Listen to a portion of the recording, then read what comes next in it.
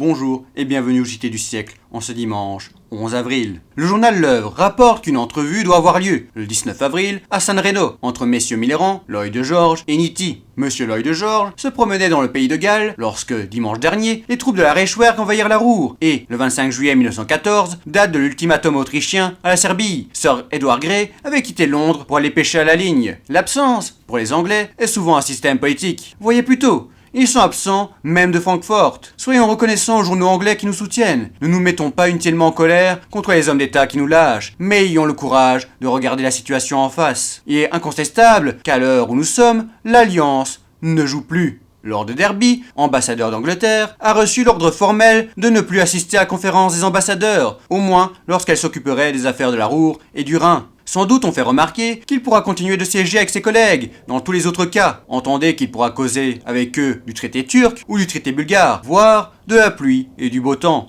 Mais il lui sera interdit de parler de ce qui touche à l'essentiel du traité allemand. Convenez que la conversation, dans ces conditions, risquera de manquer à la fois d'aisance et d'intérêt. Et maintenant, ne criez pas la trahison anglaise. Ne répétez pas une fois de plus « perfide Albion ». Albion n'est pas perfide. Albion ne nous a pas trahis. Seulement, Albion a une politique plusieurs fois séculaire, à laquelle elle ne pouvait pas être infidèle. Elle nous avait promis de nous soutenir jusqu'à la victoire, et elle nous a loyalement soutenus jusqu'à la victoire. Mais dès le lendemain de la victoire, elle cessait d'être avec nous. Il fallait être homme d'État français pour ne pas le comprendre.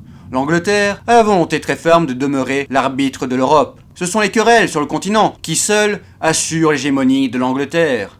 Espériez-vous sérieusement que l'Angleterre aimerait la France, ou même la paix, plus que sa propre hégémonie? D'après le Globe, la Grande-Bretagne a informé la Belgique qu'elle ne voyait pas d'objection à ce qu'elle appuie la France dans son action sur la rive droite du Rhin.